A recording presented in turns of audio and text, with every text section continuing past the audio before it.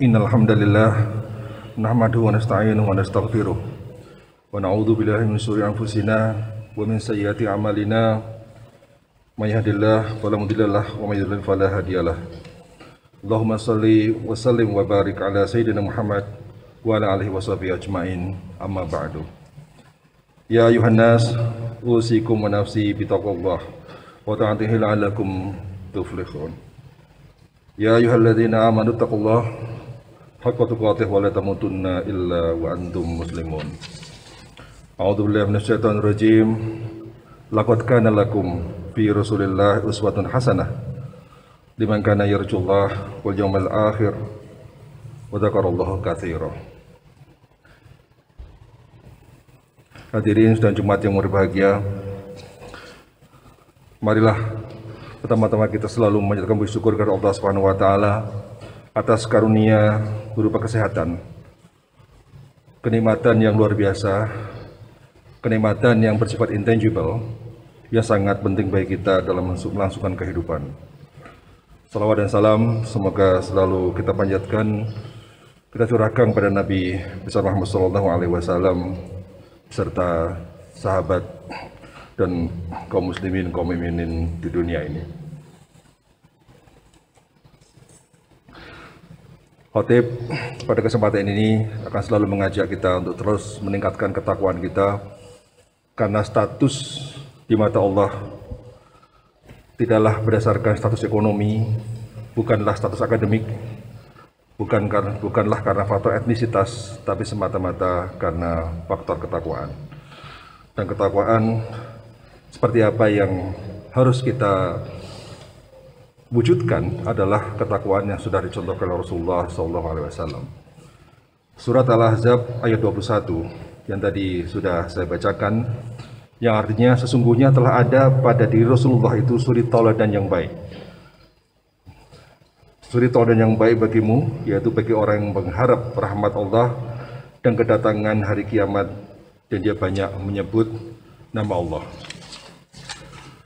Ini adalah surat yang sebenarnya turun pada perang Al-Ahzab, perang Khandaq, yang menunjukkan leadership dan kepemimpinan Rasulullah pada saat memimpin, di mana menghadapi musuh dan juga menghadapi ketakutan internal tentara umat Islam pada waktu itu.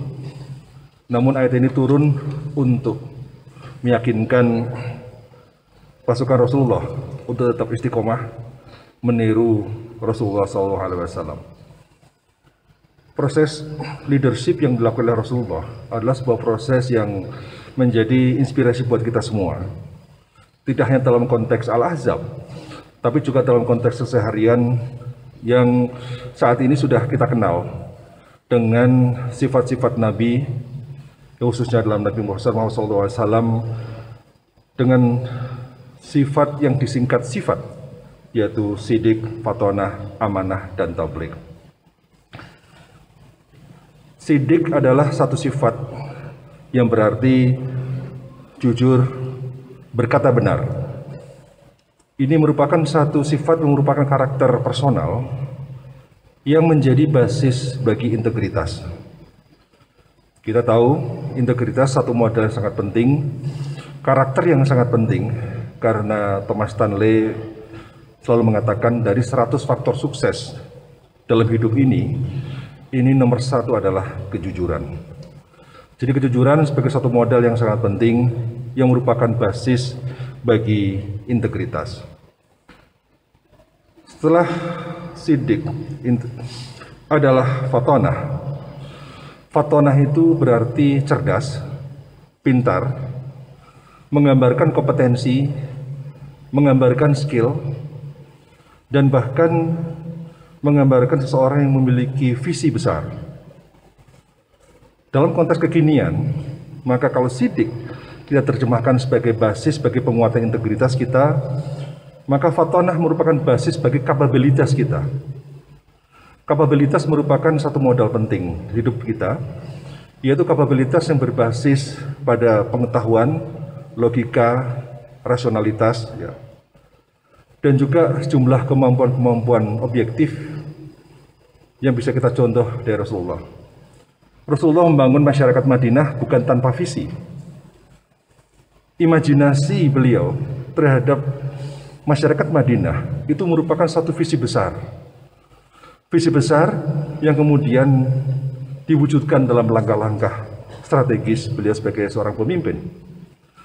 Oleh karena itu kita hari ini perlu menyikapi, perlu merespons, perlu belajar dari sifat fatonah ini dengan selalu meningkatkan kompetensi kita, meningkatkan skill kita, meningkatkan visi kita, dan kita harapkan kita sebagai pembelajar yang tangguh, pembelajar yang lincah, yang agile, yang tangkas, dan kita harapkan juga memiliki mindset yang berbasis pada growth mindset, bukan pada fixed mindset. Orang yang memiliki growth mindset adalah orang yang punya optimisme dan kepercayaan diri. Karena apa? Karena yakin bahwa dirinya bisa berubah. Yakin bahwa dirinya mampu. Yakin bahwa dirinya bisa mengasah kemampuannya. Willpower, kekuatan kemauan adalah satu modal yang sangat penting untuk mengantarkan seseorang bisa mengasah pada kemampuan. Dari kemampuan itulah orang bisa meng-create opportunity, bisa meng-create kesempatan. Kalau orang selalu mengatakan sukses itu karena kemauan, kemampuan, dan kesempatan, maka saya melihat bahwa kemauan sebuah modal yang besar. Dari kemauan inilah akan muncul visi besar. Dalam jurnal internasional terbaru, ciri-ciri leadership di era digital ini adalah salah satunya adalah memiliki strategic skill. Apa itu strategic skill? Yaitu visioner. Jadi fatonah ini kemudian diterjemahkan bukan lagi sebagai penuntut ilmu dalam arti sempit di sekolah, tapi penuntut ilmu dalam arti yang luas. Rasulullah pernah bersabda, "Utlubul ilma minal mahdi ila lahdi." Itu adalah satu konsep lifelong learning, konsep pembelajaran dari kandungan hial yang kubur. Artinya apa? Artinya kita dituntut belajar, dan kita benar-benar bisa menjadi seorang learner. Kita menjadi seorang pembelajar sejati. Nah, oleh karena itu, di era hari ini, maka kita harus menyesuaikan, kita harus mampu mengkontekstualisasi kompetensi-kompetensi apa yang relevan untuk menjawab kebutuhan zaman. Skill-skill apa yang relevan untuk menjawab kebutuhan zaman. Visi besar apa yang relevan untuk menjawab kebutuhan zaman. Oleh karena itu, sebagai insan akademis yang ada di IPB, maka sifat fatonah ini harus kita tiru sebagai seorang pembelajar sejati. Dengan merubah mindset, penguatan mindset yang penuh dengan optimisme, kemudian ditambah dengan adanya skill, soft skill, visioner, dan selalu berorientasi pada future practice, sesuatu yang baru. Itulah kita sebagai hakikat, sebagai manusia, sebagai insan melakukan proses perubahan. Maka future mindset, mindset yang berorientasi pada masa depan, itu kita akan menjadikan kita sebagai trendsetter perubahan. Rasulullah adalah orang yang memiliki future mindset, bukan semata-mata fokus pada best practice. Best practice baik, harus kita tiru, tapi akan menjadikan kita selamanya menjadi follower. Tapi kalau kita hadir dengan inovasi-inovasi unggul yang sifatnya future practice, maka kita akan bisa lebih unggul. Kita bisa menjadi trendsetter perubahan. Sifat Allah juga sama. Badi, al-badi, badi ussamawati wal ard, menciptakan langit dan bumi, itu memulai hal yang baru. Ada beberapa tafsir yang membedakan antara al-badi dan khaliq. Khaliq seringkali ditafsirkan menciptakan sesuatu yang ada, menciptakan manusia, ya, dan kemudian menciptakan hal-hal baru. Al-badi itu sifat yang juga harus kita tiru. Dari integritas ditambah dengan kapabilitas, dari sidik ditambah dengan fatonah, maka sama dengan amanah. Sama dengan amanah. Sidik dan fatonah akan menjadikan kita sebagai orang yang amanah. Amanah dalam bahasa kekinian adalah memiliki kredibilitas. Oleh karena itu, dengan memiliki kredibilitas, artinya kita bisa dipercaya. Kalau kita bisa dipercaya, maka itu modal penting bagi kita untuk membangun kolaborasi, karena trust atau kepercayaan itu merupakan social capital, merupakan modal sosial yang memang menjadi fondasi bagi kemajuan sebuah bangsa. Oleh karena itu, social capital hanya terbentuk dan kuat pada kondisi di mana masyarakatnya adalah high trust society. Masyarakat dengan rasa saling percaya yang tinggi.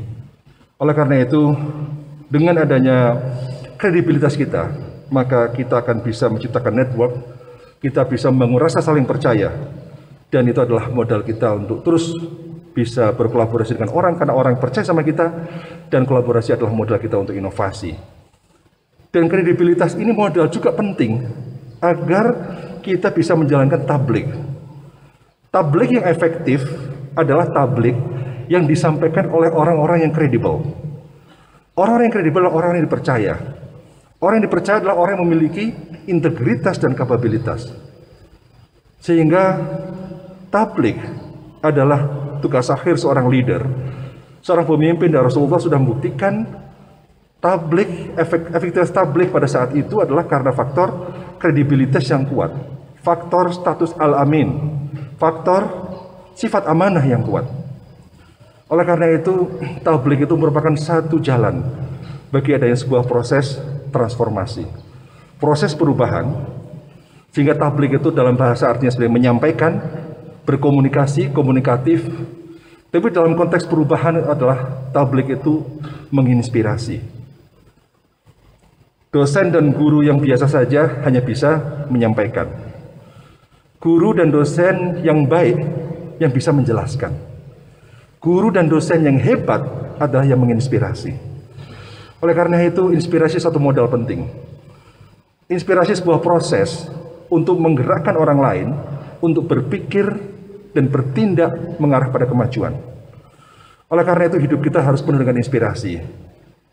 Khairun nas anfa'uhum linnas. Sebaik-baik manusia adalah bermanfaat untuk orang lain, dan pemberian manfaat itu salah satu mekanisme adalah melalui penyampaian inspirasi.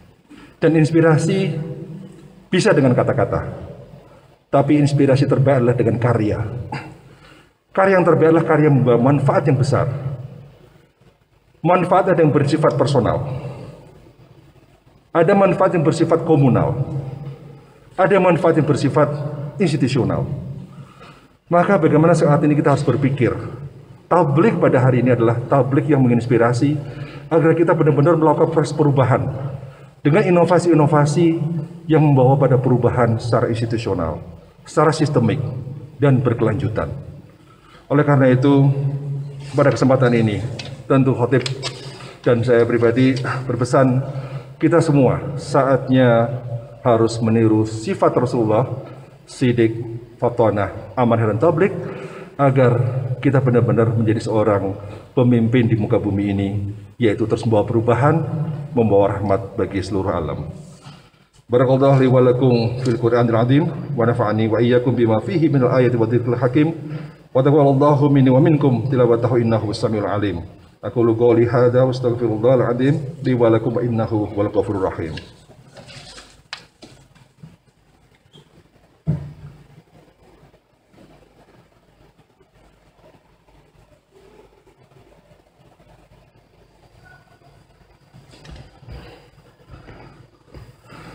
Alhamdulillahirabbil alamin, hamdan yuafi ni'amahu wa yukafi mazidah. Ya rabbana lakal hamdu kama yanbaghi li jalali wajhikal karim wa 'azimi sultanik. Innallaha wa malaikatahu yusholluna 'alan nabi. Ya ayyuhalladzina amanu shollu 'alaihi wa sallimu taslima. Allahumma ighfir lil muslimin wal muslimat wal mu'minin wal mu'minat al ahya'i minhum wal amwat. Innaka sami'un qaribun mujibud da'wat wa qadiyal hajat. Rabbana hab lana min azwajina wa dhurriyyatina qurrata a'yun waj'alna lil muttaqina imama. Rabbana la tuzigh qulubana ba'da idh hadaitana wa hab lana min ladunka rahmah innaka antal wahhab. Allahumma ij'alna min ahlil ibadah. Allahumma ij'alna min ahlil ulama. Allahumma ij'alna min ahlil jannah. Rabbana atina fid dunya hasanah wa fil akhirati hasanah wa qina adzabannar wa adkhilna jannata ma'al abrar ya aziz ya rabbal alamin. Inna Allaha ya'muru bil 'adli wal ihsan wa ita'i dzil qurba wa yanha 'anil fahsya'i wal munkari wal baghi ya'idukum la'allakum tadhakkarun. Fadhkurullahal 'azim yadhkurkum washkuruhu 'ala ni'amihi yazidkum was'aluhu min fadlihi yu'tikum wa dzikrullahi akbar. Aqimis shalah.